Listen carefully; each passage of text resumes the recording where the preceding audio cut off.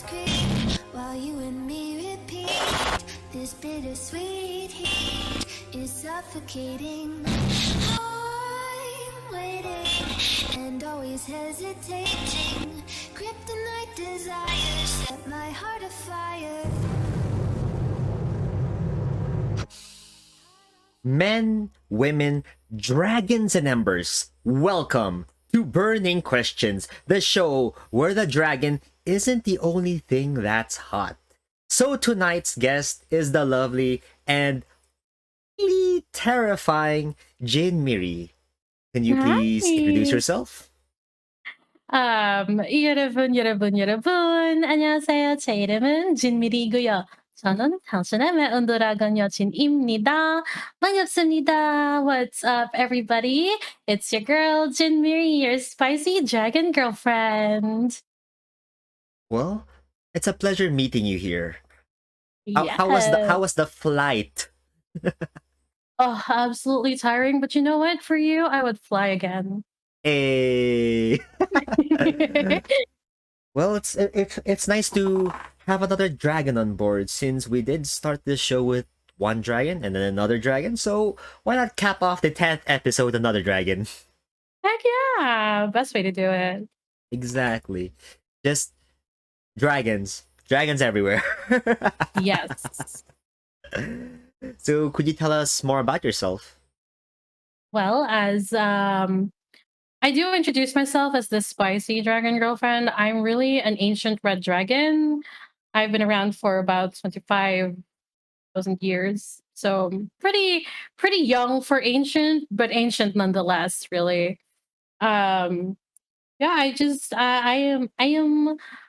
am just a red dragon vibing, trying to grow my horde and my little babies.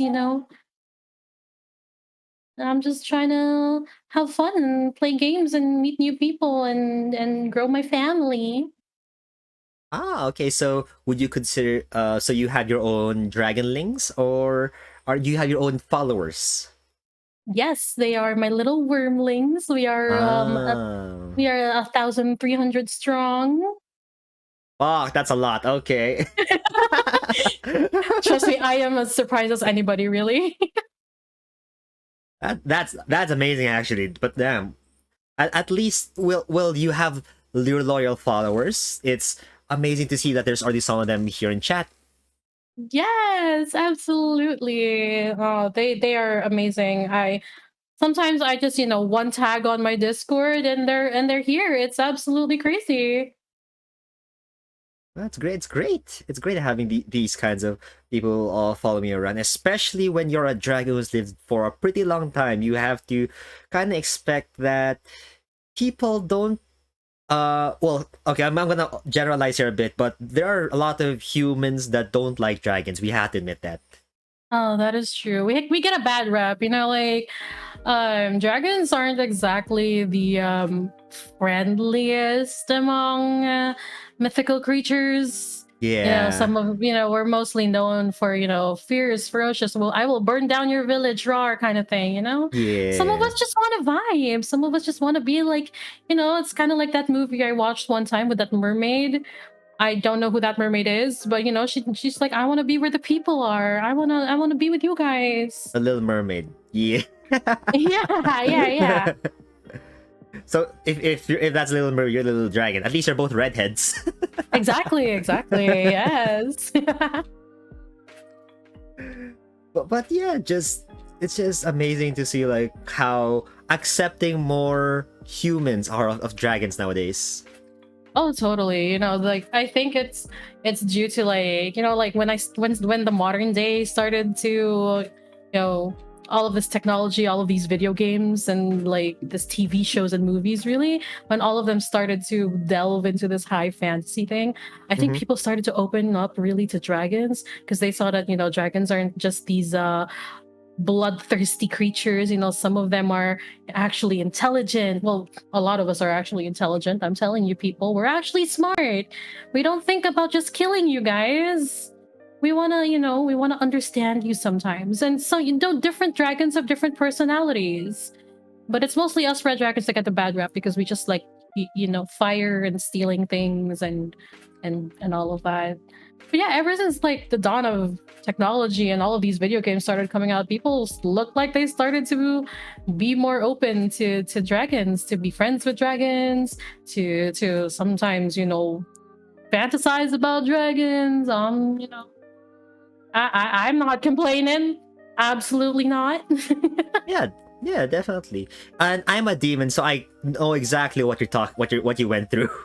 I can feel like Exactly. the shit that you've probably gone through. Oh yeah, definitely. Demons, dragons, we have gone through that whole they hate us because we were portrayed so badly kind of Yeah, thing. And definitely. eventually people started warming up to us.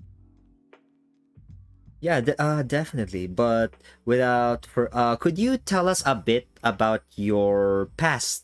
That the lovely people who are watching will know more about your, how should I say this? Well, your past, things that happened to your history, and how you got here, of course. Oh, my history. Well, that's quite the story, really. It started really when I was much younger, like 25,000 years ago, the the chromatic dragons, the red dragons, blue dragons, green dragons, all of that. We were kind of at war with the metallic dragons who are more known to be like, good. Those dragons with the gem colors and the metallic dragons and whatnot.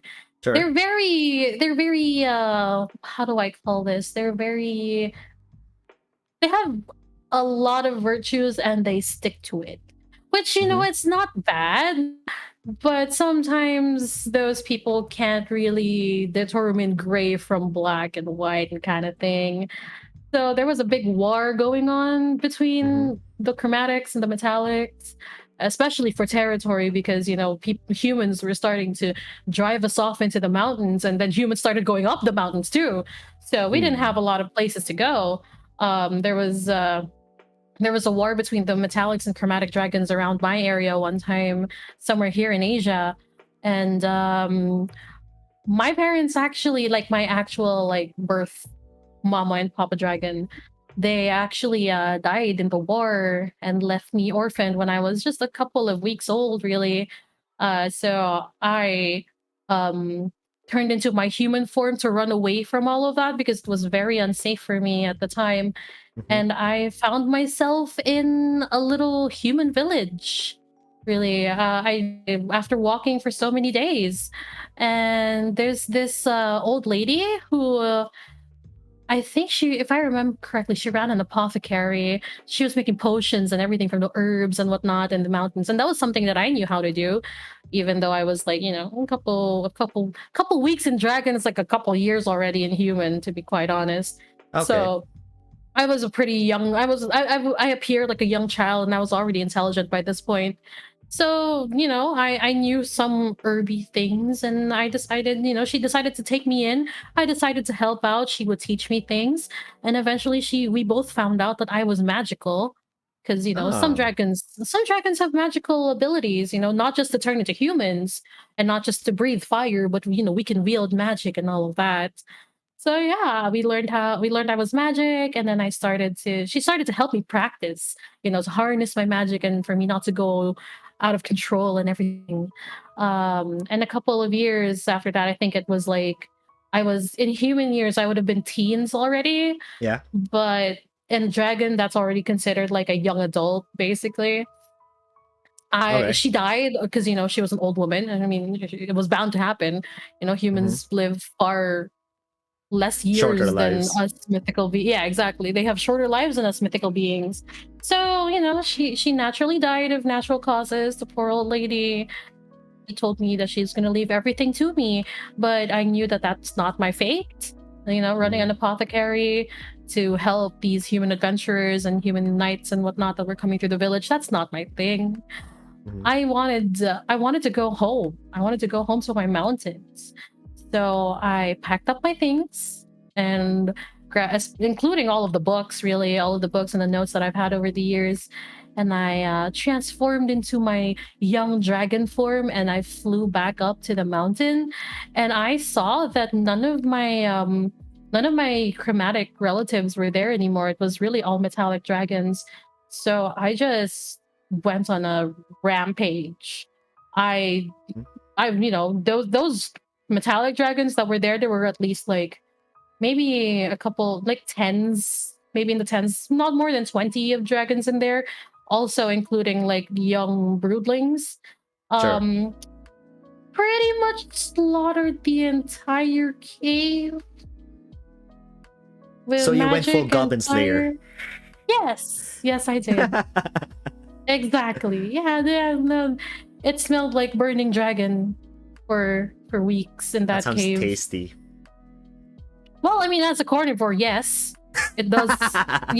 Once you get past all of the scales and the leather, the meat is Yeah. actually pretty good. Especially like away from the legs, because the legs are pretty tough since they're dragons and whatnot. But they have nice muscular underbellies and everything. I was eating good for weeks, and I knew how to preserve the food too and whatnot. So yeah, I took Cannibalism, yeah. cannibalism. Yeah, I took back my home, and I for that area at least, everybody heard of what I did, and my reign has been unchallenged until up until now. Okay, cool. Yeah. I guess that's a really good story, considering that you ended up like going back to your home and taking it back from the what's essentially invaders. Yes, very much so. Okay, then. Well, I think that's enough information for us to go off on, so that the viewers can also observe on what kinds of things that will come up with the questions. So, without further ado, the first question is: do you mind filling in the gaps from after you took back the mountain to today, when you're known as a spicy dragon GF, like online? Yeah. So it gets kind of boring up alone in the caves, Mhm. especially, I had no mates, I have no children. It's not like humans can come up to, visit me. So every now and then I go down to the village, mingle with humans, but I don't stay too long because, the older ones are gonna question, why do you still look the same and all of that. I can't have them knowing I'm a dragon. Mhm. They might kill me on the spot, and I don't want that. No, absolutely not. So I just, I come by every couple of years when I know that the old ones are dead. And Yeah. I like to, I spend my time like going into society, reintroducing myself every now and then as I grew up and like my body matured and all of that. I introduced myself to the different social circles and everything. And that's how I've been spending a lot of my time. And then society started to get these technological advancements, right? Paved roads and all of these, like, horse-drawn carriages at first, and Mhm. then the steam and the cars and then we started having skyscrapers, and they started moving more and more up the mountain. I had to relocate like a couple times. I had to leave my cave, and then I had to find another one a few times because, like, Oh, okay. they would drive way too close to the opening of my mountain, and I just gave up on like caves. Essentially, I ended up living in like a mountaintop. I just made myself a nice house on a mountaintop, and like I evolved that depending on the times, Regency house for Regency era. And now I have like a modern house on the mountaintop and everything. I made everything through magic, of course.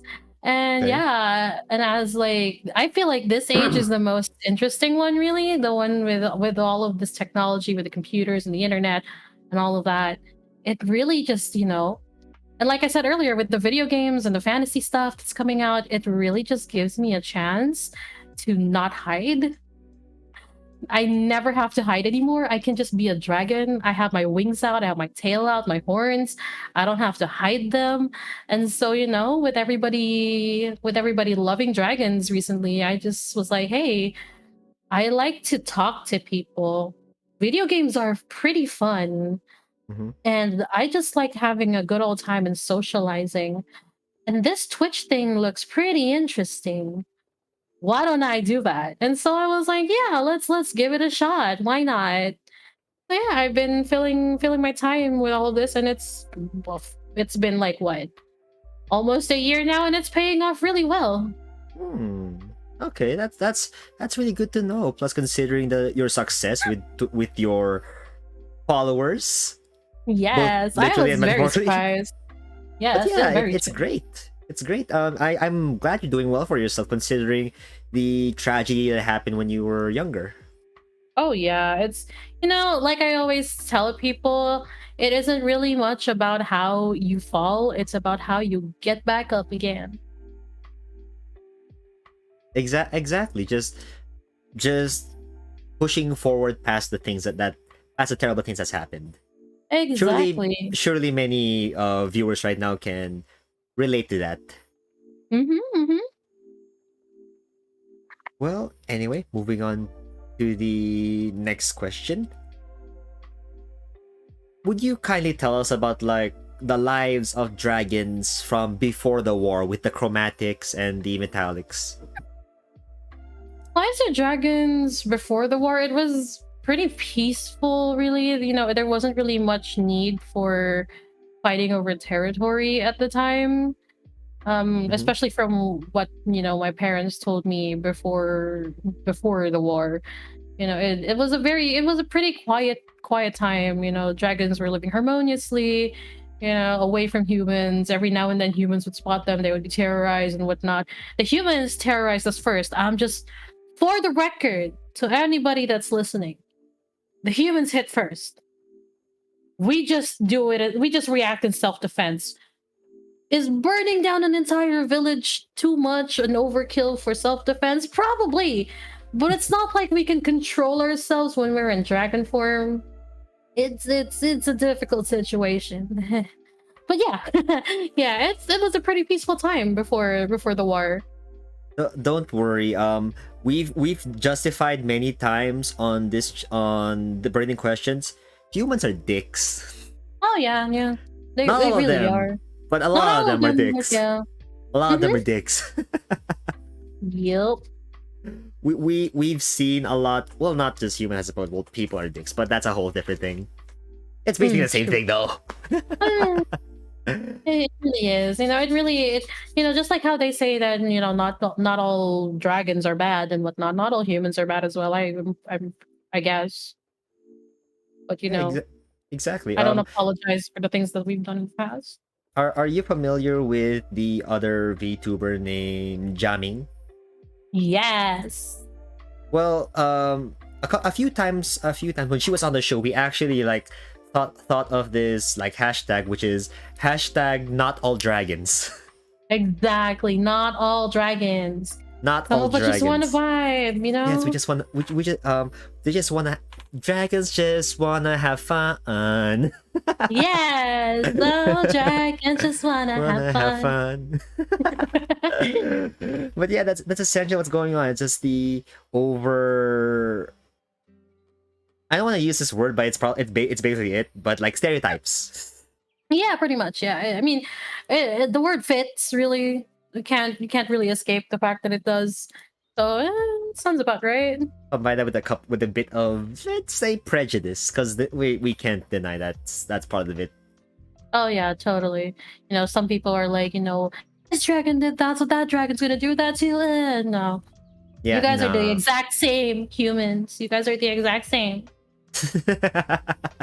It happens way too often in history.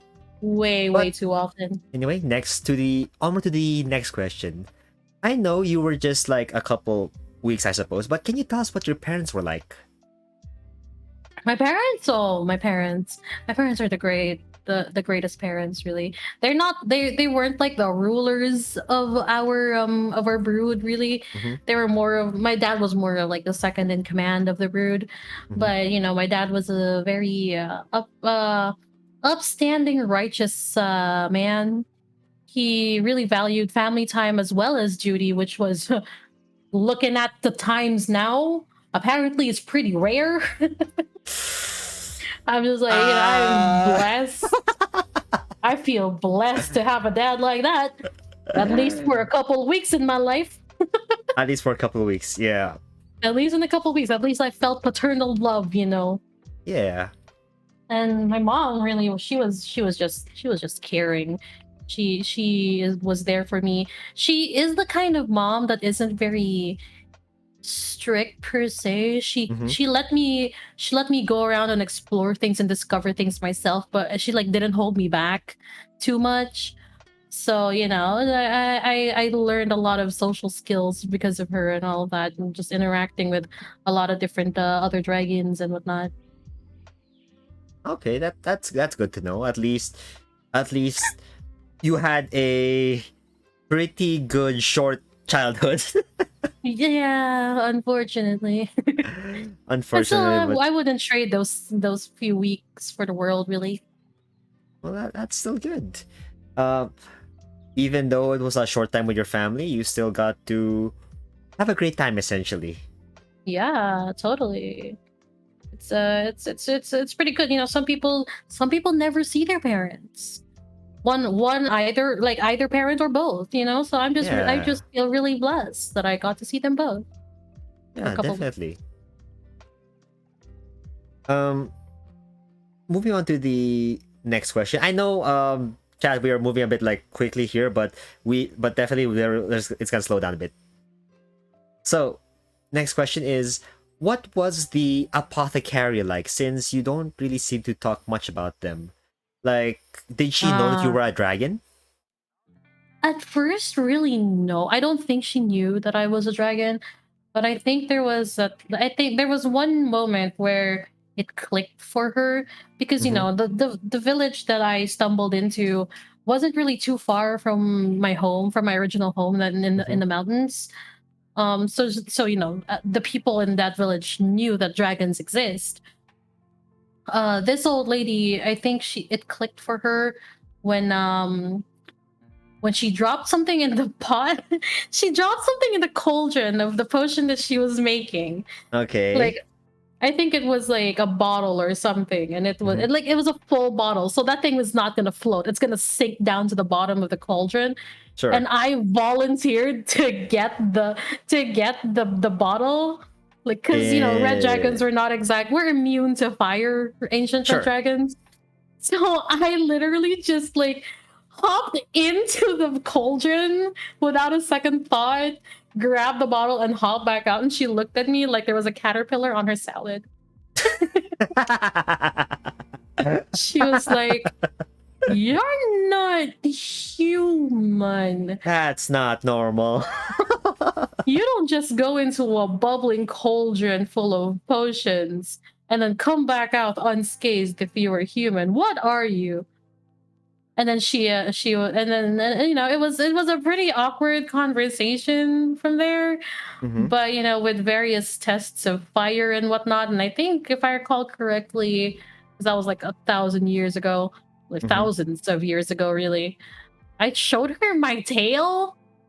Yeah, I like revealed my tail to her, and then she was like, "Oh." And then I told her about my parents and the war and whatnot. She was very sympathetic to it. And luckily, that all happened, when the apothecary was closed. So Okay. nobody was like, nobody was gonna walk in on that happening. And she Mm-hmm. was very understanding and was like, "I understand you. You can stay here. You're not much trouble and you're really helpful around the store. I'm gonna teach you some magic, we're gonna hone your magic and all of that. And as long as you just help me around the village and everything," which was, she didn't really have any kids of her own, so she really, it was almost natural for us to have connected. I would go as far as saying maybe fate connected us. Yeah, Yeah. that's good. At least you had somebody to be a type of like maternal figure to you, considering like your what happened in the past. Yeah, exactly. It was nice to have a maternal figure, growing up during the Draconic War and everything, and just absolutely losing myself after after running down from the mountains. It just felt nice and comforting. Her cooking was really good too. She cooked me nothing but meat after that, which I Oh, that's love her nice. for. I'm a carnivore. I mean, I'm an omnivore, really. I'm okay with vegetables, We but I all love prefer meat. meat. Yeah, I prefer meat. So after she found out that I was a dragon, she really just, here's some meat. I did not buy this. I hunted it. I was like, you hunt? Let me help you. Old lady, please. It's Dang, the old least I lady can do. hunting. Old lady out here hunting. I was like, it's the least I can do. Please leave the hunting to me. I have the senses. You should be like at home. She brought home a deer one day with the help of like some local hunters, and I was like, "Where did you get the deer?" And she said, "Oh, we hunted for it, and then this is for dinner." I'm like, "You, Whole along deer. with these men, hunted a whole ass deer, ma'am. No, stay home. Next time I will go hunting. Stay home, please." I felt so bad, but at the same time, I loved her because she had the best cooking. Oh yeah, that's great. That's great to know. It's always a thing that any old lady is great at cooking, and Oh yeah. the food is amazing, of course. Oh, totally. Actually, going back to what you said earlier about how you came back and forth like from your cave down to the village like every couple years, I suppose, or every like couple decades, maybe just Yeah, waiting out for yeah. like all the people who remember you. Mm-hmm. It actually reminds me of a movie I've seen before that actually sounds very similar. Are you familiar with the movie The Man from Earth? Oh no, I haven't heard of that one. Oh Or yeah, if I have, I don't remember it. it's a really really interesting movie because the premise is that there used in human society there used to be a caveman. This Mm-hmm. caveman somehow one day realized that he wasn't aging the same way as his fellow men. He found out Ooh. he outlived his grandparents, then his parents, and then like later on his spouse, and then almost his children. That's when he realized that he was actually living. He was basically immortal, like in the sense that he doesn't age. That's so cool. But then he explained that when his like fellow cavemen discovered this, they actually tried to kill him because they thought that he was stealing their youth. That makes sense. Actually, that's like thinking about it like from a tribal society, it makes sense. But That's true, that's true. then he left that society and he watched as humans progressed like from the caveman days to the bronze age to Yeah. steel age and so on until today, wherein today he is actually a philosophy and religious teacher. And that just blew my mind, just like how he explained his history, like, and what he does in the modern day is that he always comes back. He like just drops everything and just leaves everything behind once every either 10 or 20 years, so because people will Yes. start to figure out he's getting old. Yes, exactly. Actually, like the only time I ever saw a technique like this being Mhm. used in like popular culture, because I'm very fascinated with the cultures of Korea. I say I'm from Asia, but I'm like from around Asia, so I pick up from Mhm. cultures here and there. Yeah, yeah. Korea is one of my favorite cultures, really, as you can see with my hanbok inspired outfit today. Yes. Um, I the first time I ever saw this technique being used was on the K-drama show Goblin, where he Oh would my literally god. like yeah, Yeah. he would literally like disappear for years, but he had this like one family who's been helping him Yeah. ever since he became a goblin. So uh, like the old people all know that, oh, he looks the same for all of these years and he can only die when he finds his bride. So like he disappears for years on end, and like when he went to Canada with the girl, there was like mhm. different graves of just him, and I was like, damn, that's actually pretty smart. I should start making graves of like myself. Just do it like once every couple of years, but yeah, that's essentially what happened. But of course this also comes with tragedies, because in The Man from Earth, it's not like in Goblin wherein he's looking for his bride. Yeah, In yeah. The Man from Earth, he actually has many brides, but he actually has like several, like so many children, but he doesn't stay long enough for them to like grow up. Yeah. So, and That's the worst part of, I guess, immortality, really. yeah, Or exactly. like, immortality and like having a really long lifespan in my case, because we're not exactly like ancient, like dragons, we're not exactly immortal. So in like the crazy hundreds of, or crazy hundred thousands of years, probably I would be dead. Like I will Yeah, still die. I'm yeah, yeah. 25,000. I'm like a quarter of the way there. So it's yeah, it's pretty sad that you can have all of these relations to people over the course of your life, really, and then you just watch them die if they're not a mythical being like you. Yeah, definitely. Well, I mean, I am in imp, but I actually live on human years, so I'm like 21 right now. Wait, uh no, 22. Dang, I forgot I got old. Whatever. Still young. Still young. Compared to you, yes. I'm thousands of years older than you. You're fine. But like I was saying earlier is that the man from Earth. I already forgot his name. I know his name is like John something. He Mm. actually did explain that he has been a professor in like several universities and just kept changing his name, but it's always been Ah, like John something. he just But changes his last name. That's it. yeah, exactly. So at one point, a security guard, I mean like a not really a security guard, like just a tough ass history man, like came to the house to like question him, like, oh really, are you just fucking with us that you're actually like this old, blah blah blah blah blah. And he gave like every factual thing that he can remember, like historical, Oh even my like the things goodness. he shouldn't even know about, Oh like my goodness. like per like actual historical accounts. But he did make sure that he was not part of any wars, because he Yeah. didn't want to like engage in that kind of thing that humans would be doing anyway. At the end of the night, that historian guy just like was like saying that you're full of shit, you know that. And like as he was like walking out, he would have a cigarette, and he heard like the guy talking to his girlfriend, and his girlfriend does believe that this man is like like 100,000 years old. He heard the Ooh. discussion. He said, so you've lived this long, so have you had like other girlfriends? Oh yes, I had many wives and girlfriends over the centuries. And I've also been Oh. known as like John Greenwich. And then that man, like the historian guy, like heard this like while he was taking a smoke, not like barged back in. You're John Greenwich, pulled out his gun and aimed it at the guy's face. So he was like freaking out, like say, tell me, are you really John Greenwich? And do you know Sally Greenwich? Oh yes, Sally, my wife.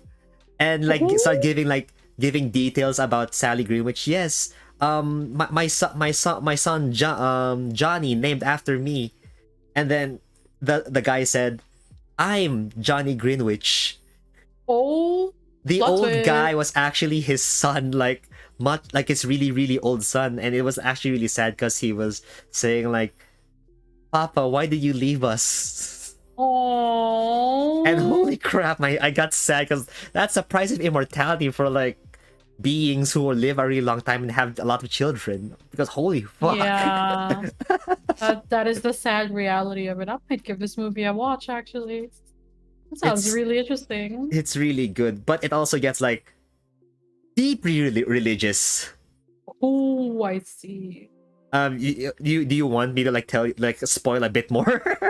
Oh, totally. This sounds like I'm totally okay with spoilers, because like I don't let the spoilers dictate how I'm going to like react to it, like when I Okay, watch it, really. cool, perfect. Oh, hold on.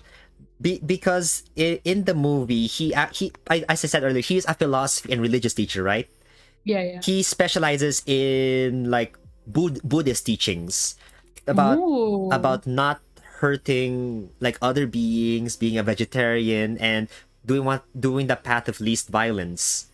Mm-hmm, makes So sense. this philosophy existed like way before, even like pre-Roman times, right? Like Yeah. from Buddha. Yeah. This man, I'm just gonna call him John because I don't want to keep calling him this man. He actually, since he's like traveled around the world, like literally by walking. True. I forgot like the place where he said he started out first, but I know it was probably like somewhere either Africa or Russia. Anyway, he somehow made his way to India to when Buddha was alive. He Wow. learned these teachings, and while he was traveling, he decided to like spread these teachings like other people. To remember, do not hurt others. Do your best to treat others like how you want to be treated.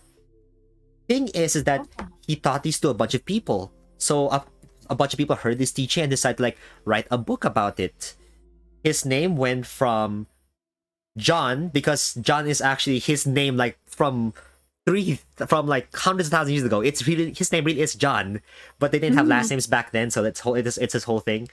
He went from John to Jan to Yahshua to Jesus. Oh my goodness. Yeah. That is wild. So he basically spread Buddha's teachings, but then it got misinterpreted to the point where they said it was his teachings, and then they decided to like call him Jesus. Yes, this is a really weird movie, but I love it. That is so wild. I love that. He spread this knowledge, but then he actually stopped trying to show that, just stop trying to portray himself as a messiah, because he didn't want that. He only wanted like to spread the message of peace, but then his word got bastardized like over the centuries. Yeah. That's exactly that's just what happened. They used his work as a way to like cause violence, which he actively hated. Oh my god, I would hate that too. That sounds absolutely horrible. But watching this movie, it made me realize that things get bastardized all the time. That is true. Like you don't have to go through popular media to know that, when things are passed by word of mouth, really, it tends to get mixed up. Just like go to parties, like the game Yeah, that's true. telephone. The game telephone. Like you don't have to look anywhere else. Yeah. You say one thing to one person and then you tell that person to pass it down the line. By the end of the line, you're gonna get a completely different sentence.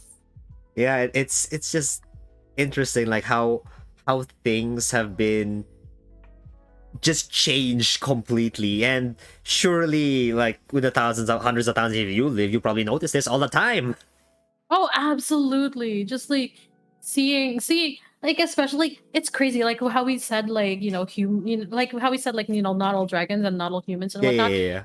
I've like first-handedly seen like kings and like their right hand men, like what one thing that the king will say, the right hand man will like misconstrue it to like, it turns out that the Okay. right hand man has his own like motives and everything. Yeah. And then he will say like, oh no, this is the royal decree and whatnot. No, it's not, it's what you want.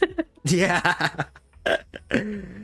And just like having things be passed from one person to another by word of mouth is literally the worst way to pass a directive.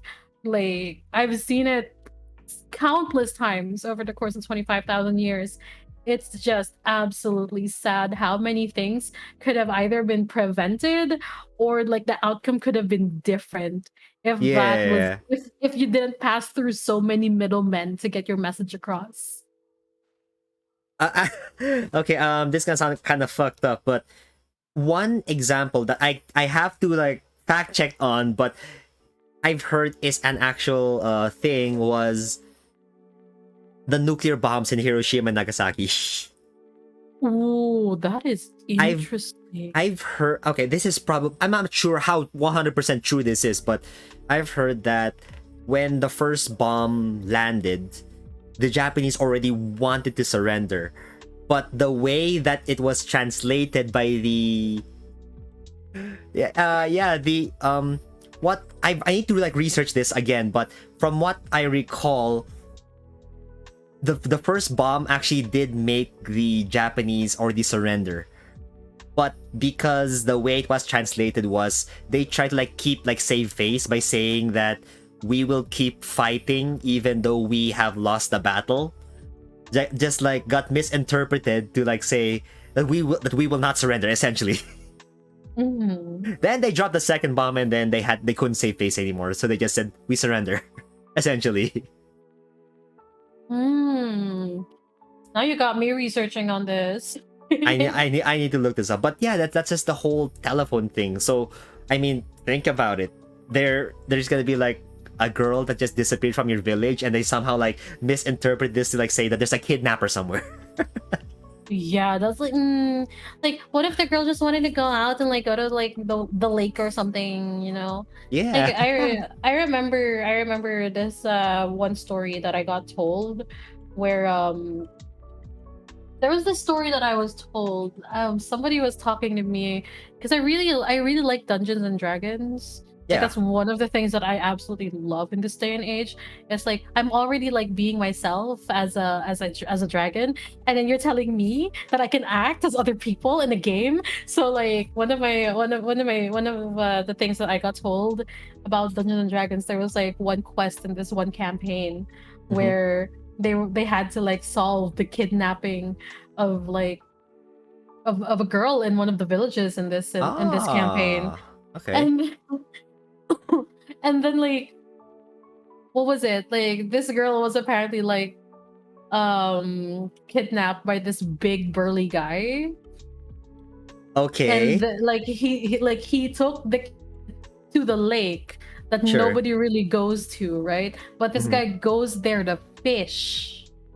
This guy goes there to fish, and he hasn't caught a fish in years in Okay. that lake. So apparently, somebody, some kind of like, I don't know who this person is, but somebody started like a rumor that if you sacrifice something to the lake, your fishing harvest will be abundant or something.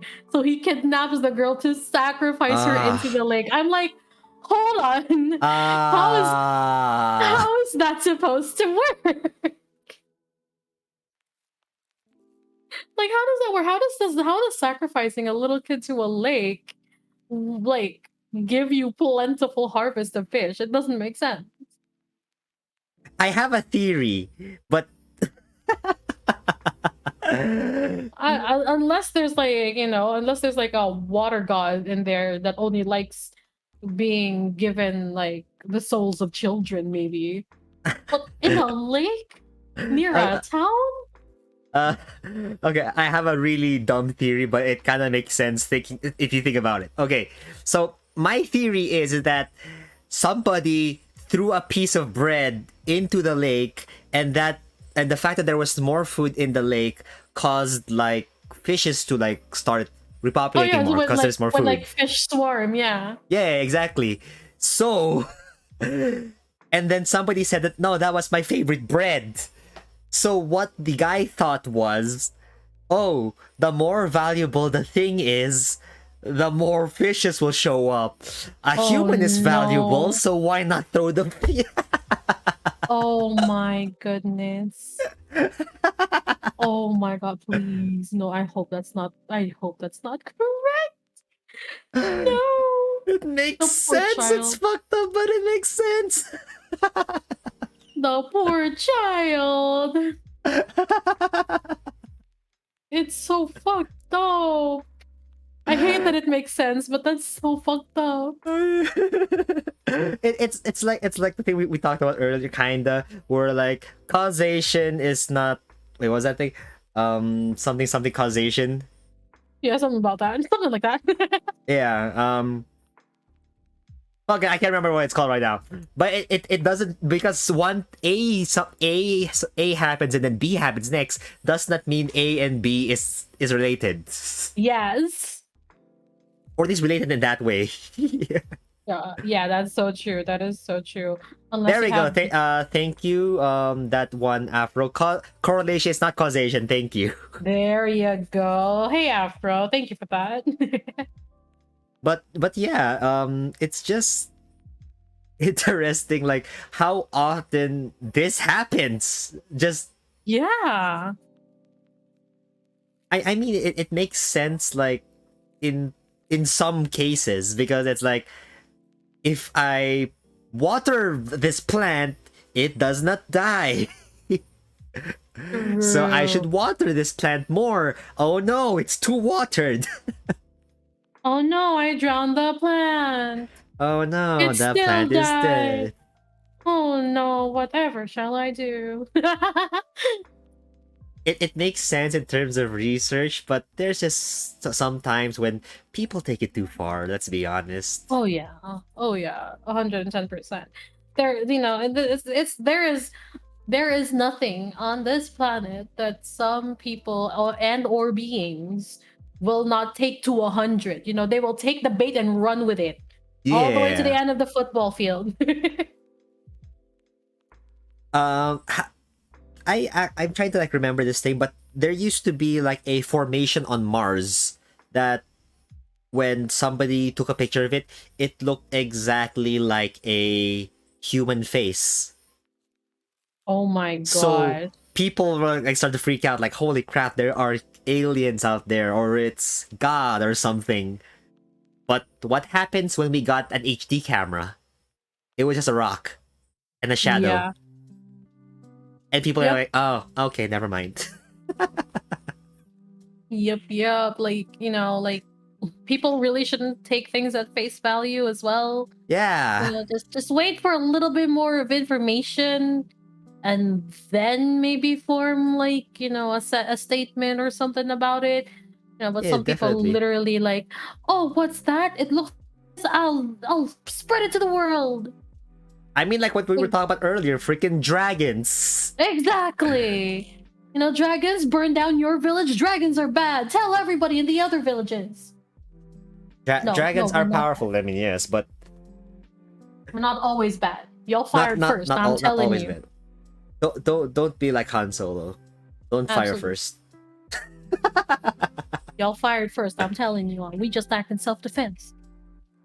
Just self defense to the max, but still self defense. Exactly.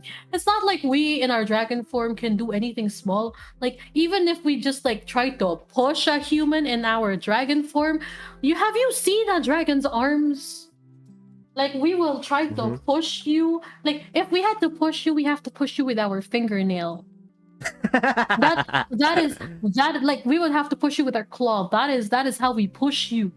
But no, you guys come at us with swords and fire and spears and everything. Like, you know, we'll just flap our wings so that you guys fly away too. Like, bye. Yeah.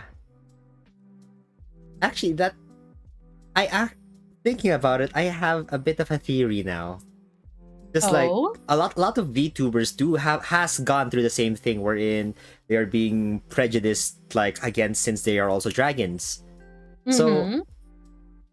I'm starting to think that like the peaceful dragons just stayed in one place and just I wanna just stay the fuck away from me. I wanna do my own thing. Like the chromatic dragons, like from your world. Yeah.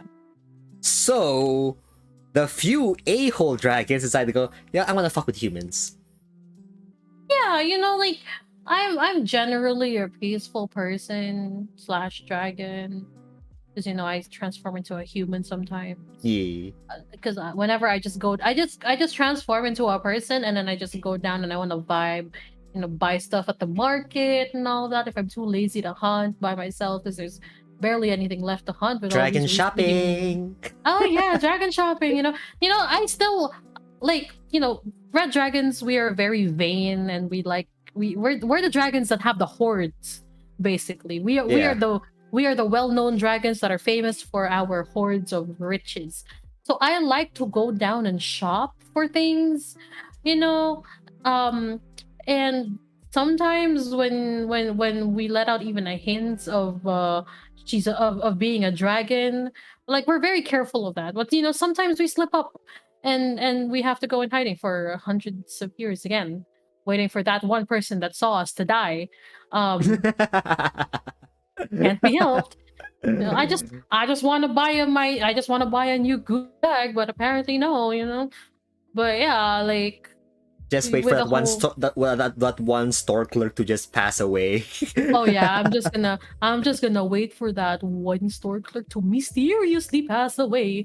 Um, you know, we just need we're just very careful because a lot of these other dragons just like you know have given us all a bad rep. The other dragons just like don't want to be associated with that, so they just Mhm. hide in the very remote area because you know there are still surprisingly there are still parts of some continents that are like untouched, you know. Yeah, So, you know, definitely. they're just like, I'ma hide here so that I don't have to deal with those, you know, people that hate dragons. I can't do that. I'm too social.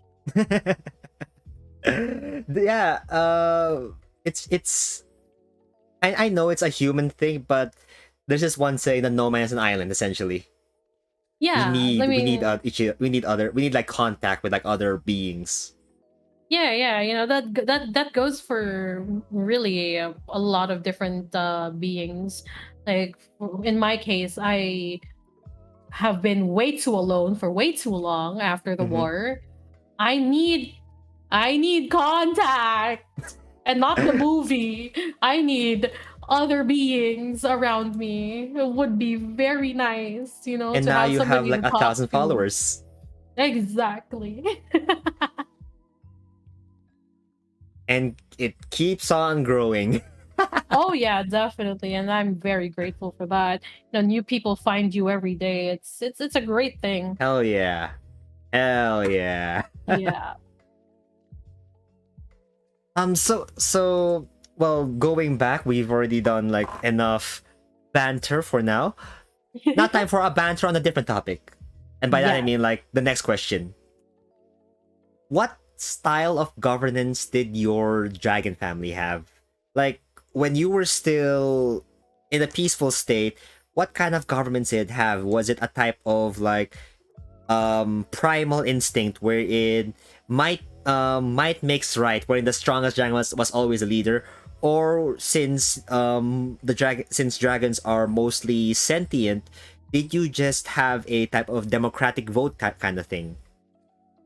Well, really, you know, even though we are intelligent beings, my brood in particular, we were very you know, we were very might is right, Hmm. but also very matriarchal. You know, it they you know the Ah. yeah they valued the wisdom and the power of the female dragons a little bit more than the males. Like it's very equal in terms of respect and everything, but when it comes to like for what's best for the brood, it was always the mothers that were followed. Okay, that's interesting to know. So theoretically, you if there wasn't a war and the dragons, or at least if you started like a whole brood of your own, you would be the matriarch then. I would like to think I'm currently my own matriarch. Oh, perfect then. With your Yeah. followers at your side or behind you or under your feet if they like that. Yeah, it's I like to regard my family as or my wormlings as like my equals, you know, like I always tell them there are times where I get very sentimental on stream and I always tell them that I really value them and I love them and all of that. You know, without them I wouldn't be where I am, which is, you know, very true. So, you know, Mhm. there are some of them that prefer to be like some of them prefer to be fans basically, so you know they're the ones that are like right behind me and whatnot. Okay, so Some they're of them, OnlyFans. yeah, they're only fans. Wink wink nudge nudge Wink, hello. wink, nudge, um nudge. you know, some of Confirm, them are only confirm. fans. Maybe, and maybe it's in the works, who knows.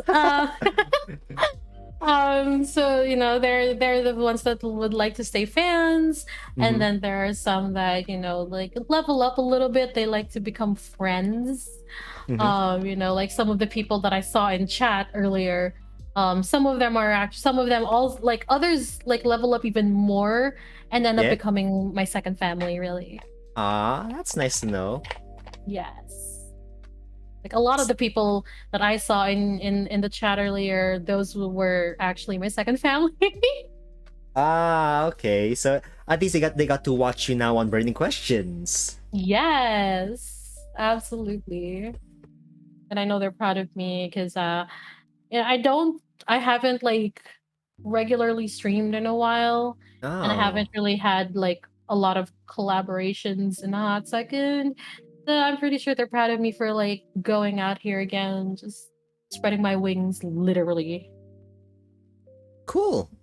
At least at least now you were able to mm, start your own brood and also your own family now in or wherever you are.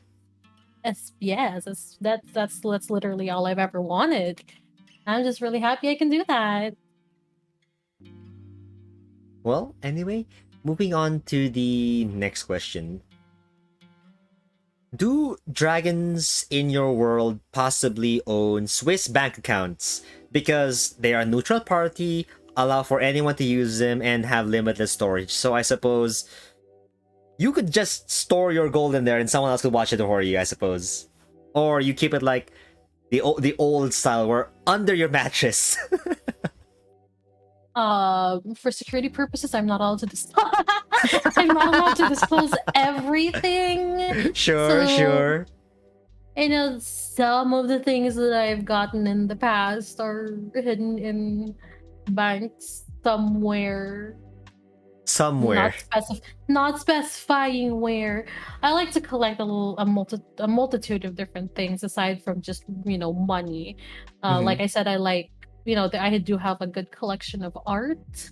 I mhm, have a collection of properties that mhm, I have, that whose values have gone up, and I've like developed into like very luxurious buildings and whatnot. I also have, just furnitures, all of these lands, all of that. The money is just a small part because the like especially with like multiple investments, that thing will just keep growing in on its own. Especially if you're like wise about it. But yeah, I just keep all of that stashed away somewhere. But of course, I keep a good majority with me because I need to live too. So you keep it. So you're not saying you're not keeping under your mattress then? I'm just saying it's spread out. It's spread out. It's not just in one place. I don't put all my eggs in one basket. Fair enough. Fair enough. I think that's just generally the smart way of doing it. Exactly. Like I could be wrong, but isn't that like the term liquidating your assets, or that's wrong? That's definitely wrong. Liquidating is more just kind of like a reimbursement kind of thing or something. Ah, okay, never mind. I got it wrong. Anyway, Yeah, just don't put all your eggs in one basket.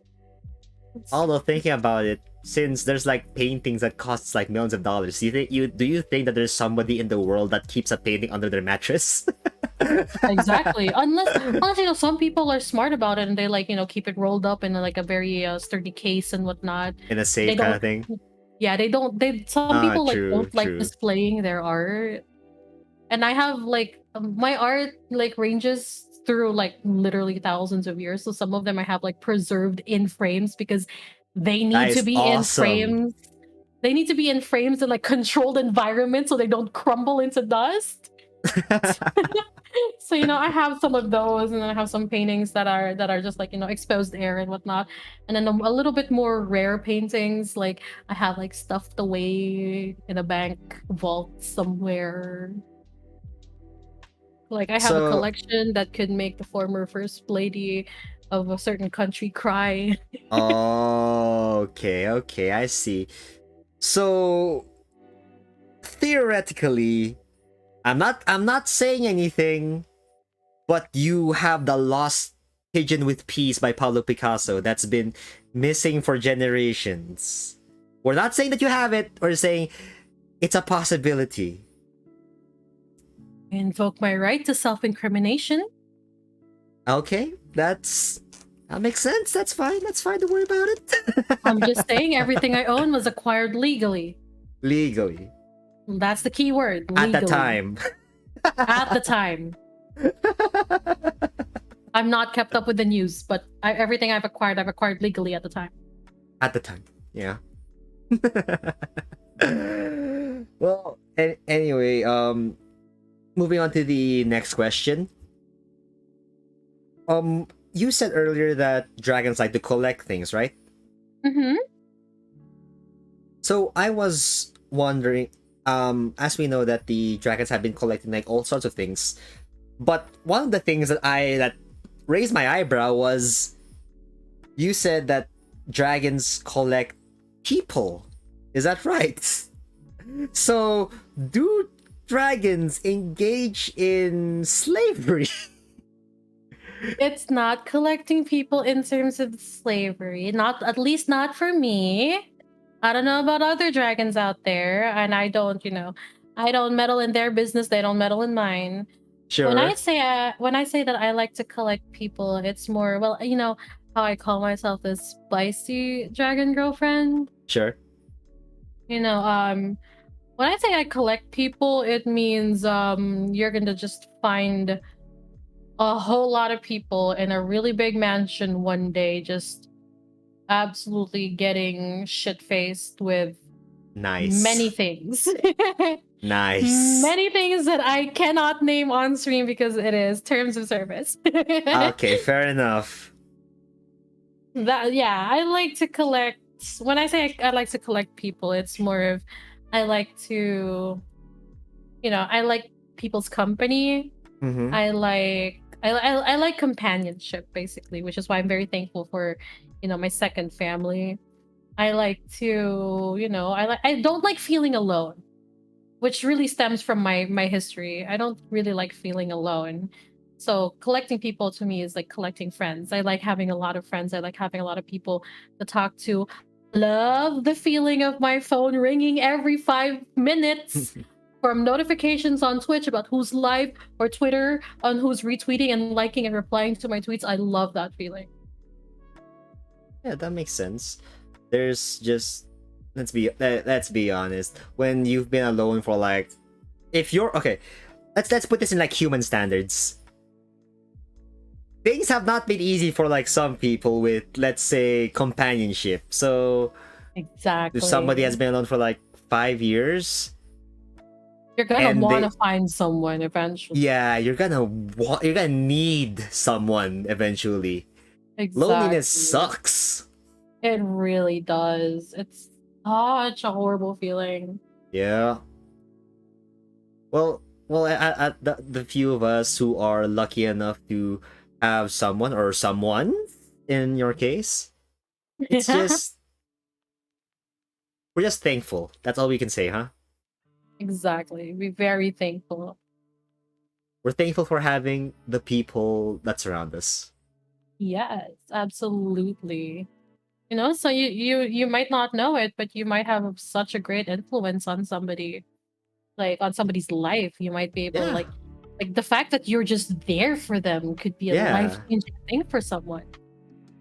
It's interesting how like people don't realize how big of an impact they have sometimes. Exactly. Yeah, yeah. Like you might think that you're just there for, like, you're just there because, oh, they probably think of me as like a friend or whatnot. They Mhm. just want to add me to like the collection of people that they can like message and whatnot.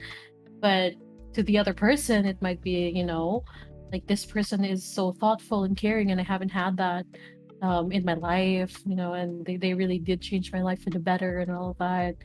That's why I like being open and social and being friendly, because you never know really what kind of person you are to other people, what impact you have on their lives. Like, I've actually personally, I've gotten a couple of messages Mhm. from people telling me how they found me streaming, or they found my stream at a time where they were Mhm. just like really low, and they just wanted to send me messages of appreciation, saying that, finding you and having this kind of relationship with you, whether it's as a viewer or as a friend, or Mhm. as, as something more, they're just very thankful because I was able to help pull them out of a really dark spot in their lives. And it's those kinds of things that, it really keeps me going to be this very positive and very social person being that I am. Yeah, definitely. Um, okay. Are you familiar with Iron Mouse? Absolutely. She is my inspiration. Exactly. She's also mine. But the one thing I wanted to point out was there was a time when she streamed and she discussed about parasocial relationships, which is a whole Yeah. thing that every VTuber goes through a bit. But Oh, yeah. the one thing that she said that really did stick to me was it's a parallel social relationship, but it also works two ways, which is one thing that people don't really remember, wherein a viewer can feel lonely without a streamer, but when they find that one streamer that they really like, they enjoy it. But this also works the other way around, wherein a streamer who is lonely finds companionship with the viewers. Exactly. And as somebody like me that really was very alone for quite some time, the fact that I was able to find now what is 1,300 people to like, they may not watch me all at the same time, and that's fine. Mm-hmm. But the fact that there are at least, 4, 5, 6, 10, 20, on my debut, there was like, I don't know, like when I debuted this model, there were like Mm-hmm. 30 plus people. Like yeah, Bah! at the peak of my popularity, I think I reached somewhere around 40 or 50 viewers at one time. Dang, that's Like, awesome. to know that I can, like to know that I bring these people, whether they are actively in my chat or whether they are just lurking or whether they have my stream open in the background or something, to Mm-hmm. know that I have people watching me and enjoying the kind of shit that I do on my streams, which is honestly just, like a lot of stuff, a lot of swearing, a lot of just absolute bullshit, in my opinion. Like, this Mm-hmm. is just like me streaming is me being myself. And the Yeah. fact that a lot of people enjoy me being me, it's kind of cool. And it makes me feel very less alone. Like, for the past, ever since I started streaming in September of last year, I have streamed almost every single day without fail. And that is because Hell yeah. for some time I did not want to disappoint these people. I didn't want to, like, I didn't want to be it kind of reached a point where it felt like I was dependent on my chat, Mm-hmm. but also it was just the kind of community that I strived to make when I started streaming was one that felt more like a couple of friends hanging out more Yeah. than a streamer and her chat. Yeah, Just yeah. that's why I'm very engaging with chat, and that's why I like to just, sometimes I just do just chatting streams, or I just Yeah. karaoke out of absolutely nowhere because I want to talk and engage with my chat and whatnot. It's that's the kind of things that really drives me to stream more. And clearly has made a huge impression on your audience, which is why there's so many of them. They all love you. Oh, It's just I nice honestly to see. It's just nice to see this kinds of relationship just flourish. exactly. We just vibe on stream, and that's the best thing that I could ever ask for.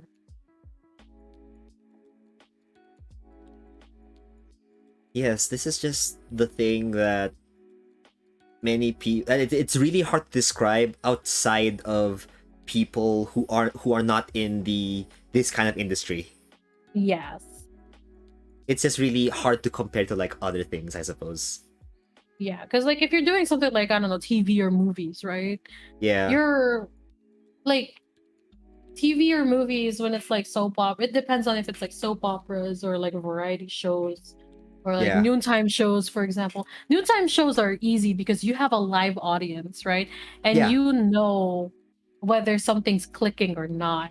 If you're like playing a role on a drama or like on a like comedy show or in a movie, you don't really get to see those numbers until like I don't know the first week ends, or like Yeah. until like the actual statistics start coming in. The great thing about being a streamer is you can literally see it immediately, and you can tweak it on the spot to make it Yeah. better for both you and your audience. Yeah, definitely. But of course, the other opposite side of this is that this could also be a danger to some people who only focus on the numbers but don't really focus on the people behind those numbers. Because Exactly. we've seen this like so many times, like online recently, actually. Yeah, so many people get very fixated on just numbers that if they don't see the numbers that they want or are expecting to see, because you like I'll admit it, at some point I started just looking at numbers when I started to Yeah. get like consistent 20 viewers. I started to whenever I would stream and I don't get that consistent 10 or 20, I started getting very disappointed myself. Back in February that really happened, and I took like a week of hiatus because I was just getting Ah. super depressed about it. One of the reasons why I got super depressed in February this year. Mm-hmm. But I after a lot of thought and a really beneficial bounce back, and I was Mm-hmm. like, I'm gonna stop looking at numbers like I always did before this shit got to me, because looking at numbers is making me absolutely depressed. I'm just gonna go on stream. I'm going to have fun with myself or whoever the fuck is like on my stream or whatever the fuck I'm doing, right? And Yeah. I'm just go it's basically like testing if pasta is cooked. I will take Yeah. a Yeah. strand of spaghetti and fling it to the wall, see if it sticks. Okay, that's one method to do it. But yeah, I see what you mean. Yeah, yeah. That's like, it's trial and error. That's really what streaming is. Yeah, I suppose that makes sense. But yeah, actually, that's exactly what it is. Just trying to see what works, see what doesn't, and such. Exactly. Like I figured out very early on that not a lot of people want to watch me play Apex Legends because I built a lot of my follower base on Minecraft, surprisingly. Like there was a time I Huh. would be playing Minecraft Okay. religiously, and like I would get like 10 to 20 followers per day because I was playing Minecraft. So I was like, That's awesome. Actually, yeah, that I was sounds like, okay, awesome. people like watching me play Minecraft. I'm gonna keep playing Minecraft. Okay. Before that, when I actually started streaming, I actually started streaming playing League of Legends. Of all of the games, I started Bruh. playing League of Legends. Right? That was my first ever game on stream. So I was playing League of Legends, I was playing ARAM, and it was like slowly taking off. And Mm-hmm. then October came, and I had the idea because I started like second week of September-ish. Sure. So like a couple of weeks in, like 3 weeks of me doing League of Legends, and I was like, I should do something special for October. And Uh-huh. so I came up with the idea to do Spooktober, which was literally just me playing scary games for the entire month of October. Yeah. And then my following shot up because I played games like Dead Space, I played games like Amnesia, Bruh. I played the old horror games. Amnesia, holy crap, that brings me Yeah, back. I played like the old horror games, the shit that PewDiePie got famous for and all of Oh, that. dang, Yeah. okay. So like my following steadily grew through October, and then I started playing different types of games. I got into Apex, that did well for a bit, and Mm-hmm. then it started to tank, and I was like, okay, people don't like me watching playing Apex. Um, let's play Minecraft. So I started playing Minecraft, and my following shot through the roof. Like I stopped celebrating my milestones. I didn't celebrate my 6th, 7th, 8th, and 900 followers What? special Okay. because I It would just hit rose up that fast. 600. Yeah, I would hit 600. The next week I was already at 7. I would hit 7. Then following like a Bruh. few days later I was at 750. I'm like, I'm gonna stop celebrating. because I'm just gonna get drunk every week, and I don't think I can do that right now at my age. Bruh. So like, I stopped celebrating and only celebrated again when I reached 1,000. Still, that's a So huge milestone. It is, and I was like, what was it? It was I celebrated my 1,000 follower milestone Mhm. and my 6 month of streaming all in one, because I was like, well, at least I can just clump this celebration all together, and it's going to be easier on me. Dang. Okay, that is inspirational as fuck. But yeah, that's all about finding what works for your audience, And sometimes you gotta market your ways in the weirdest ways possible. I did tier lists. I Mhm. did I've done 2 tier lists so far, if I recall correctly. What kind I of tier did list you talking about?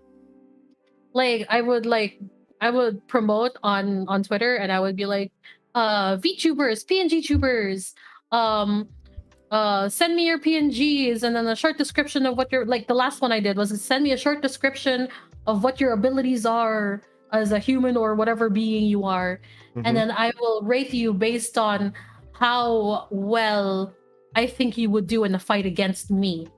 Sure. And that was the time. That was around my, if I recall correctly, I think that was close to my debut, or it was already like my L2D debut. Mhm. Wait, no, that was my comeback. That was my comeback. Oh, okay. I went on a short break, and then The I 1 week did like, hiatus? yeah, like it was like No. a 1 or 2 week hiatus kind of thing. Okay. And then I did like, oh no, this was the comeback after my breakup, I think. Ah, okay. Wait, what? I don't know. Okay. I don't know. I do tier lists when I have comebacks. I don't know why. Okay. Like it's just really weird. Because it's a good way to pull numbers, right? Sure. Because like, you put hashtags on your tweet, that shit will go out like hotcakes. People will start retweeting that stuff. People will like reply to that, and then the people that follow that person will see that they replied to a tier list, and they want to get in on that and whatnot. Excuse me. So like, that's one of the best ways to market yourself. Another is this really toxic way of marketing myself that I do on League of Legends. Oh no. That all of Okay. my friends know about. Like, Oh no. anybody that has ever watched me play League of Legends or has like played with me on League of Legends, after every match, whether it's norms or ARAM, whether we win, whether we lose, I spam my Twitch link. I spam my Twitch link in the chat. And the chat just shows your stats in the team, and it's like both teams are in that lobby. That sounds so cancer though.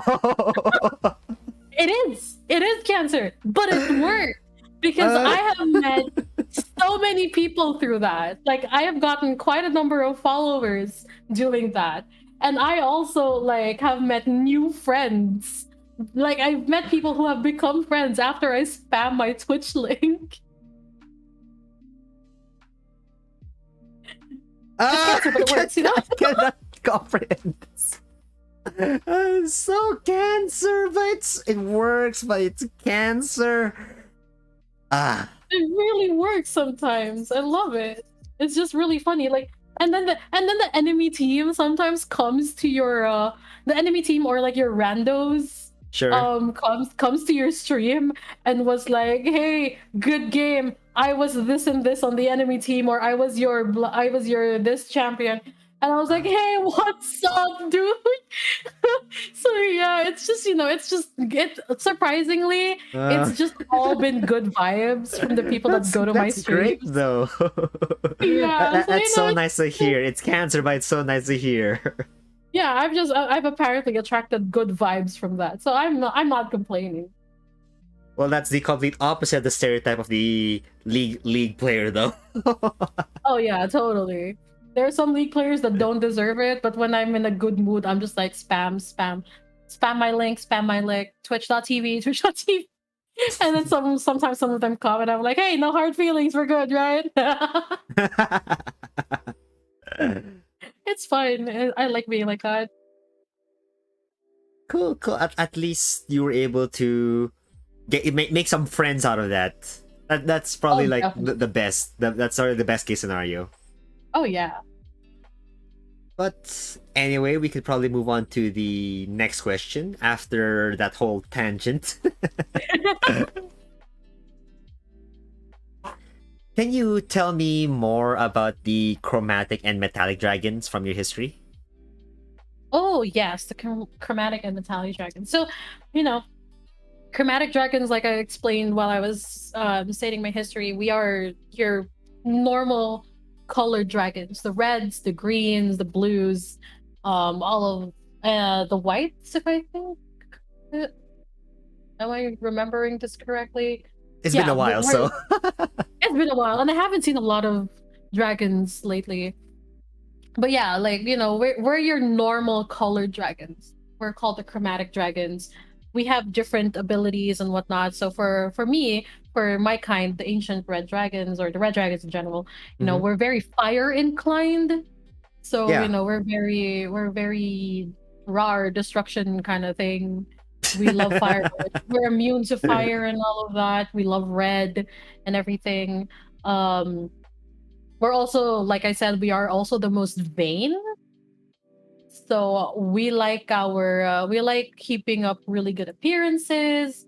Hmm. We like to maintain our beauty basically, and we're also the Okay. most covetous. And what I mean by covetous is that we are the ones that love to grow the hoard. We love to collect things. We Oh, okay, we okay, love okay. Yeah, we love to collect belongings. We love to collect riches and everything. That's who the red dragons are. And then you have the green dragons, which are more poison inclined, if I recall correctly. Like Hmm. they also have their fire breath, but they are literally their fire is poison gas. Oh, okay, Like that's interesting. like if you've ever had a caustic on your teammate on Apex Legends, Nice. green dragon, green dragon. Big stinky gas dragon. Big stinky gas guy. Yeah, but they're we have like all the chromatic dragons, we have a really good relationship with one another. Yeah. So we're just vibing really, like, despite how we have very different personalities. The green dragons are some of my favorites, honestly, because they are smart.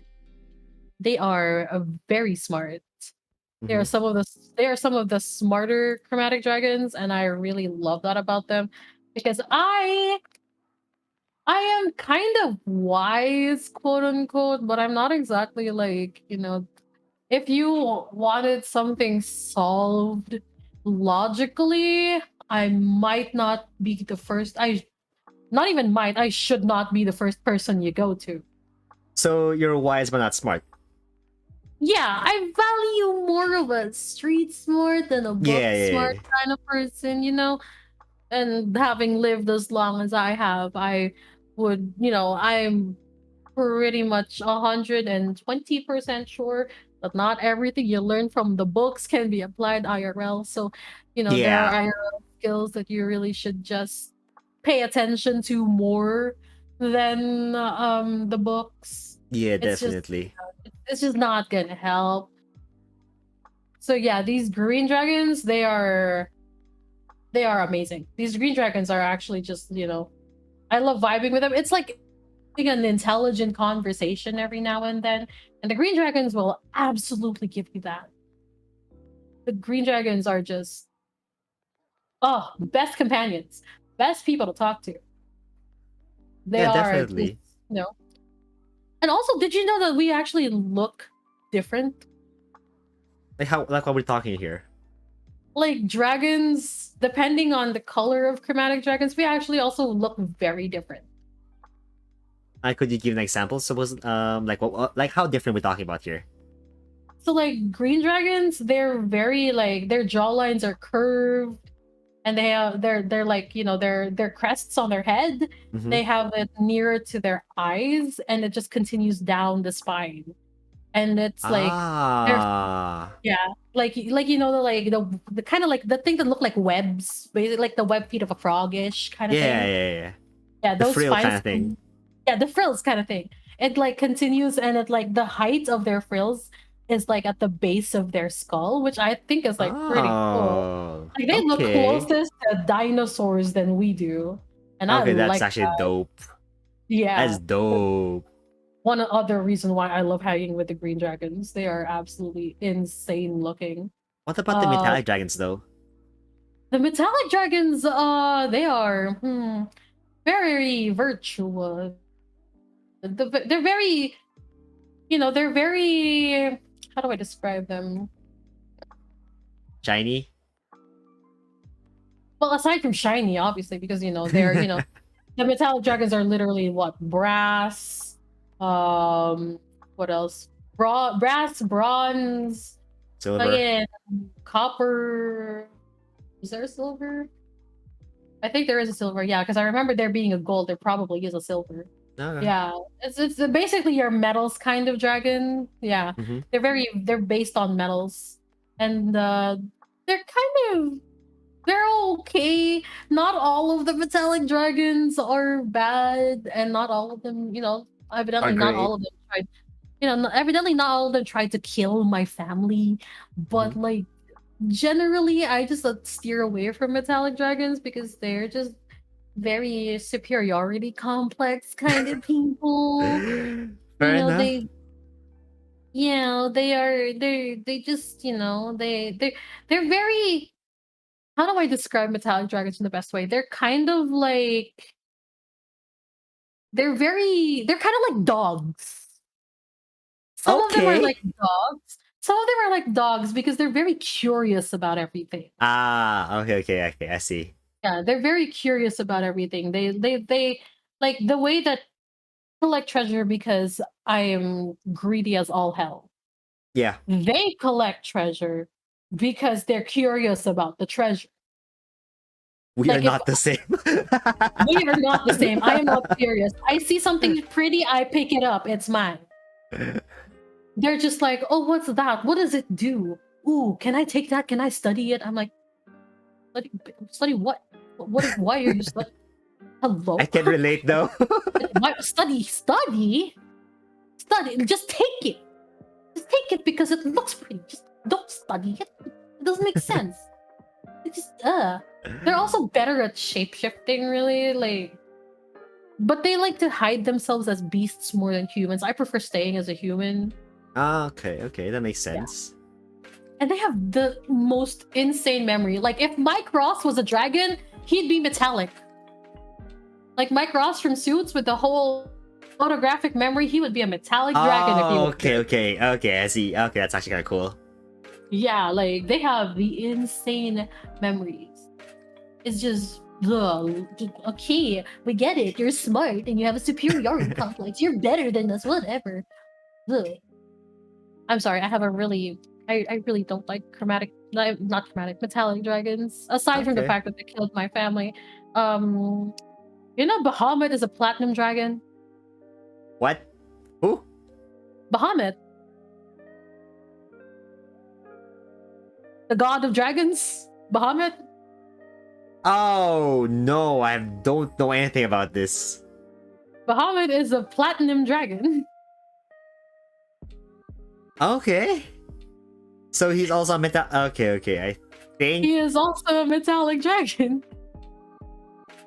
Have you seen his iterations in Final Fantasy VII? Final Fantasy? Like, yeah, no, that man's metallic. Oh, okay. I don't play Final Fantasy. Oh, you should. I.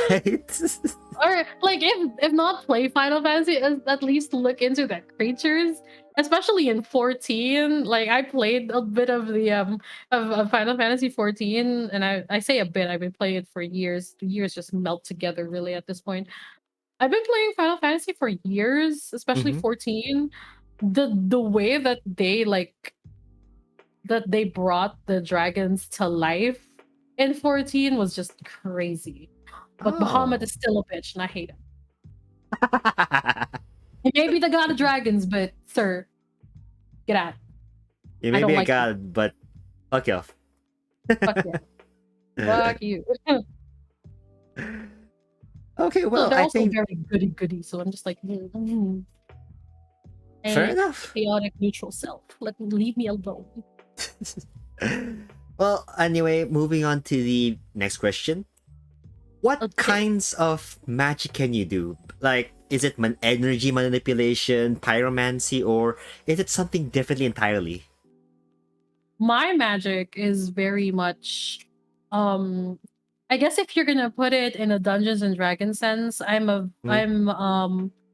I am a pyromancy sorcerer.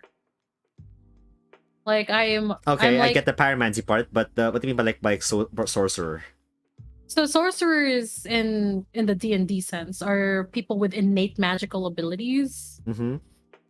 So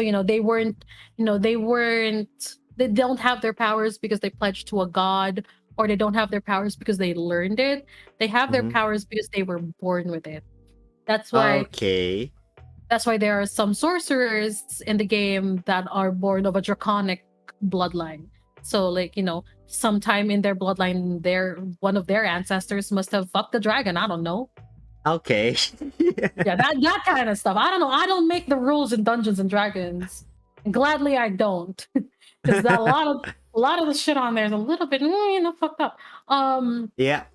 But yeah, so my kin in particular, we're literally just plain good old fire. Okay. A lot of most of my magic, most of my spells and whatnot is mostly manipulation of fire, producing fire, Yeah, yeah, yeah. um I can do the same fire, thing. light, and Yeah. it's basically a lot of destruction. Okay. Yeah. And then your sorcery part can like what specifically can the sorcerer part of you do? Well, it just allows me to wield my magic as in my human form, Mm-hmm. basically. Because it's easy to do in your dragon form because you don't have to concentrate on being a human, because this is a spell. Ah, Me okay. Okay, appearing yeah. as a human is a spell, Yeah, because yeah. I Yeah. need to keep up appearances and not scare everybody within 100-mile radius. Okay, okay. So me being a sorcerer, it just allows me a little bit more ease in being Mm. able to cast any spells if I need to in my human form. Okay, so but we're talking spells here like pyromancy, right? Or generalist Yeah. spells. Generally spells, not necessarily just fire. Okay, okay. Sometimes I have to heal people, Okay. like, yeah, sometimes I have to heal people, sometimes I have to be defensive more than offensive, really. So, whatever the situation calls for, that is the kind of spell that I can hurl out, basically. Okay, so some Doctor Strange bullshit. Alright. Pretty much. Okay, anyway, next question. When you were adopted by the apothecary, can you tell me, like, how was your experience living with her? He was. It was pretty easy. Mm-hmm. It was pretty easy living with her because, like I mentioned, she didn't really have any kids. She grew up childless. Mm-hmm. I think her husband died like really early, if I recall correctly. Okay. Which, it's kind of normal for that day and age, 25,000 years ago, when technology wasn't as good as it is now. Fair enough. Like, yeah, she took me in my human form in really quickly, Mm-hmm. and she didn't really judge me too much, despite having a big ass appetite. Ate them out of house and home. I Just kidding, just mean, kidding, just kidding. no. But yeah, I mean, I was a dragon in a human form. I'm still kind of a dragon. We have Yeah. big appetites. So she didn't really mind. She just felt like I was a growing child. I needed my nutrients Yeah. and whatnot. And yeah, she was pretty easygoing. A lot of her days is just, she grew her herbs in and around the shop, Oh, which that's also doubled nice. as her house. So it was pretty easy for her. She had to have her room on the first floor. I took the second floor because she's old and everything. She can't go upstairs anymore. Mm-hmm. So yeah, it was just it was a very daily routine for a few years of wake up, tend to the plants, make breakfast, open the shop. Sometimes she would tell me to go run into the market to get some supplies. Sometimes we would have like very unruly customers because adventuring types and knights and all of that. Mercenaries would pass through and buy Yeah. potions, buy something to heal them, buy this and that. They wanted spells, they wanted this and that, and I'm just like, some of these adventuring types can be very demanding. And I was basically her bouncer because for a young girl, I was strangely strong. Okay, that's actually kind of cool. That's actually kind of cool. Like a small girl Yeah, being the bouncer of an old lady because she's a secretly a dragon. That is awesome. yeah, exactly. Like I had to protect the old woman, I had to protect the shop. I That's a Miss eventually Kobayashi got type of shit. oh yeah, 110%. Like I eventually got a reputation because of it. Like around the town, people were afraid of causing trouble in the apothecary because they knew that I was there. Hell yeah. And sometimes sometimes the like if I'm roaming around the town, like if I would like on the off chance that it was Hmm. a very slow day in town, right? Yeah. I would like the old lady would let me run around town, play with the other kids and whatnot. Okay. Sometimes the town guards come to me for help when there's like a Ah. brawl or something, and I'm just like, you really think that these big burly men are going to take a child seriously? I whatever you say, where are they? Let me at him. I mean, I don't mind. It's an Sometimes they excuse pay to me. stretch your wings, essentially. Yeah, that too. Sometimes they pay me too. I'm just like, I Hell minimal yeah. effort for this kind of reward. Totally, I will take it any day. Hell yeah. Other than that, like life with the life with Granny has just been pretty easy. I wanna watch that slice of life anime. Oh yeah, like not set in a modern time. Like go all the way back to the medieval era, people. That's where the juicy shit The happened. Dragon Apothecary. Like make it an anime. Okay, Write this shit down now. anime producers, please watch this and just call us if you need more inspiration. Write it down. Write it down now. But yeah, that sounds really well. Even without the like brawls and shit, it's so nice to see that things are pretty chill for the most part. Oh yeah, absolutely. Okay, well, for the next question, I know you already say no, but have you thought about it, like continuing the business of the by being the new apothecary? I I wouldn't say the apothecary in its like, purest form. Mm-hmm. I mean, let's be real, in this day and age, the only people that would really go to an apothecary are practicing witches, right? Fair, but at the time, Um though. at the time, it was unfortunately not really an option because Mm-hmm. my ambitions really was to go back to my home, reclaim my land, and establish my dominance. I Okay, never fair enough. really I never really gave it a second thought to come back to that town, especially with the old lady passing away. There was really nothing for me to come back to. Okay, I see. Yeah, I suppose considering um that you just needed some closure with the metallic dragons, essentially. I Pretty suppose much, that yeah. that was like the more important thing. But how about afterwards? Like before humanity spread, did you think about like going after you retook your cave? Have you thought about like going back at some point to be the new apothecary?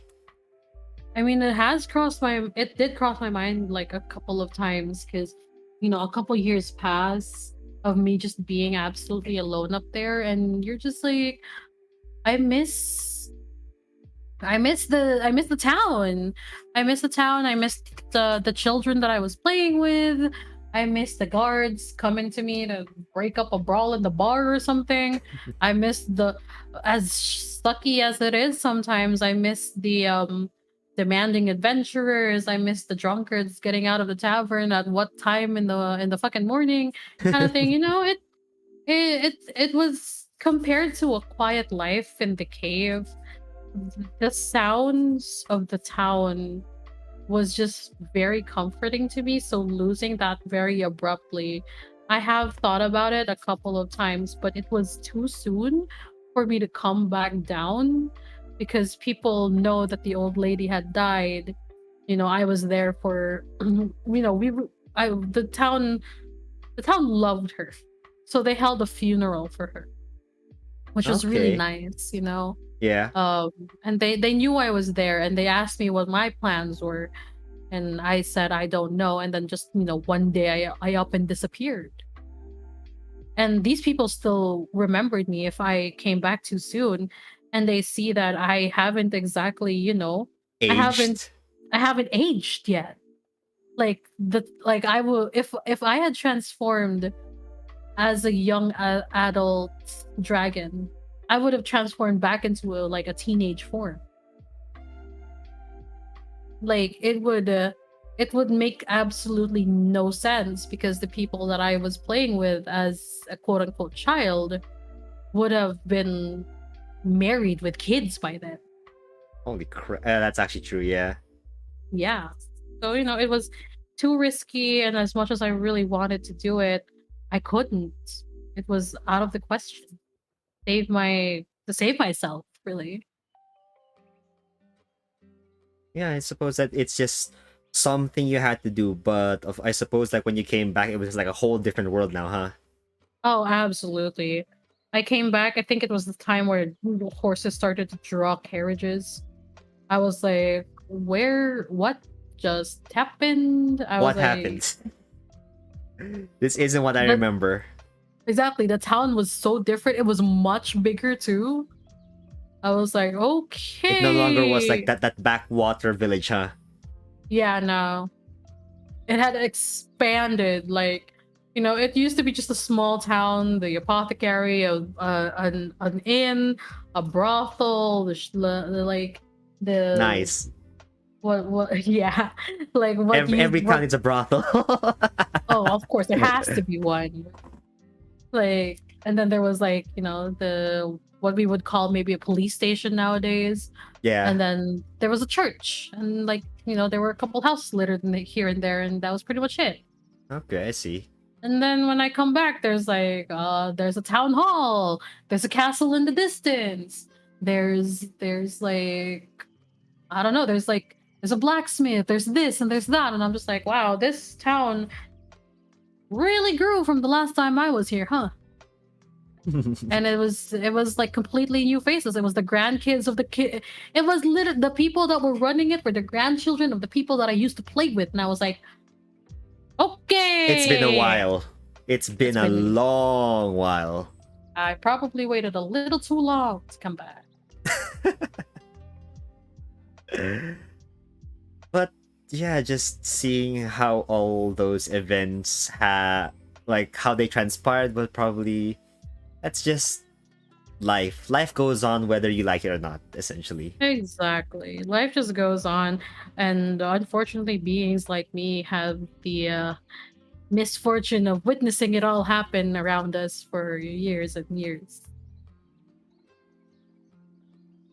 All right. Okay then. Well, I think that's enough of that. Let's move on to the next question. Sorry.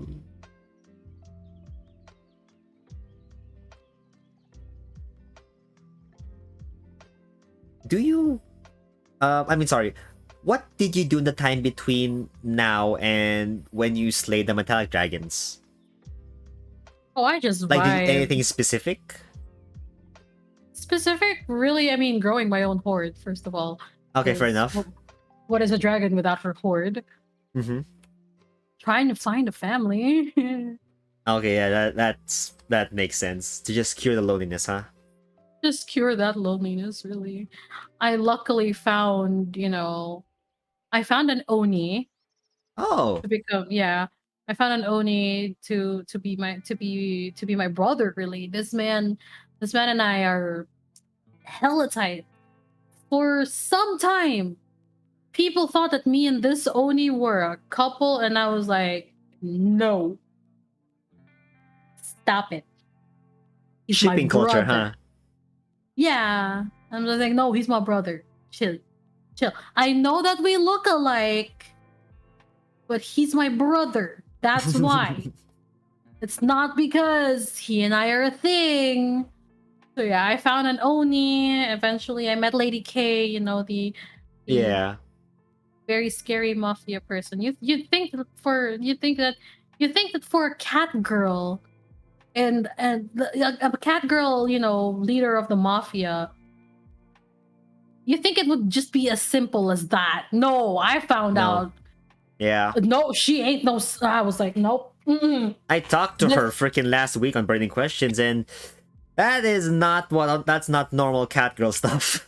Absolutely not. I was like, she is more than a cat girl. I would rather have this woman by my side than behind me, possibly with a knife.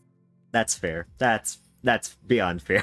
I am only scared of a few things, but that lady scared me. That lady scared me. Like, I am bored of supernatural things. I have seen a lot of supernatural things, but that lady is a whole nother level. So yeah, I found Lady K, I found an Oni and Kurisu, I found a penguin. A penguin. Yeah, I found a penguin along the way. Got lost in Asia somehow. I don't know how a penguin gets lost in Asia. It's Fair so enough. weird. Fair It's enough. so weird. I don't understand. Like, the climate is so different in Asia. How are you here? And how are you alive? Like, how are you not melting in your skin, dear penguin? But he's fine. Have you And seen Surf's Up? okay, you know what? Fair enough. Fair enough. Fair enough. I'll take it. Different species of penguin, mayhaps. Yeah, this penguin's just vibing, living his life here in Asia. I'm like, alright, and he's pretty chill. We have the same taste in music and all of that. And I'm like, alright, cool. He's my brother now. He's my little penguin brother now. Ah, that's nice. Yeah, and Your whole family. yeah, my whole family. And then much recently, there was a person. There was a Mhm. human that Oh. tried to steal something that I was shipping to my only brother. Oh no. Oh yeah, this human tried to steal the mask from my horde that I was sending to my only brother. I was very reluctant on sending the mask because it's coming from my horde. Okay, okay. Like, it's something that I own, and I really liked it. It was very pretty, and it gave like a nice purple aura and whatnot. But my brother was like, sis, I'm an oni, I need a mask, a super. He was like, I need a powerful like relic, give me my Okay. relic. And I was like, well, yeah, fine, I'll find the relic and I'll give it to you, because I like, my collection isn't just like paintings and whatnot. I also have a good sizable collection of supernatural items that we Oh, have to okay. I was keep gonna ask hidden. that, but yeah. Yeah, I Like have what to can it keep it do? hidden from the world. It just Okay. gives you like a number of like supernatural powers. If you are a human and you wear the mask, it gives you supernatural powers. What powers? I am not entirely sure yet, Is because this I'm a dragon. I don't know. And okay? I would rather not risk it. But Is yeah, this I was mask supposed similar to the to. one that Jim Carrey wore? No, I Okay. don't think so. No, no, no, no, no. The No, no, no. mask. Not that mask. Not that mask. Absolutely not. That is a whole different mask. But yeah, like I was supposed to send him this mask, and Uh-huh. then somewhere in the shipment between where I live now and where my only brother Someone tried to lives, steal it. someone tried to steal it. And I was like, like I had like security was lax for like 10 minutes, and this person literally fucking found it, literally sneaked into the container to take the mask, right? Luckily, Mm-hmm. a lot of people, a lot of the security saw the door open because, while this guy was sneaky enough to sneak in, he was dumb enough to leave the door open, right? Okay. And they saw the door open and literally, firing squad on this guy. Okay. But he wore my mask. Okay. He fucking wore my mask. And I Okay. tracked it down because I always, I know I have a sense of where some of my belongings are, whether I Mm-hmm. give them to people or not. And this particular mask is supernatural, so I can sense it from like anywhere in the world. Sure. And I tracked this guy down, and then I don't know, I saw the mask on him, so I know that I can't kill him because that Okay. is, I don't know the full extent of the powers that mask wields. So I just decided to keep this guy close.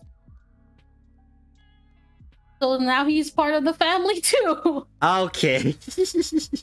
I'm just like, if you're gonna fucking steal my brother's mask, fucking, you're I need to keep good. an I eye will on you. admit it. I will admit it. You're good. You were able to sneak into the container, but you're just so flamboyant to leave the door open like that. I swear to God, we need to work on your heisting. That Yeah. sucks. Yeah, my family is our ragtag bunch of different issues all rolled together in one.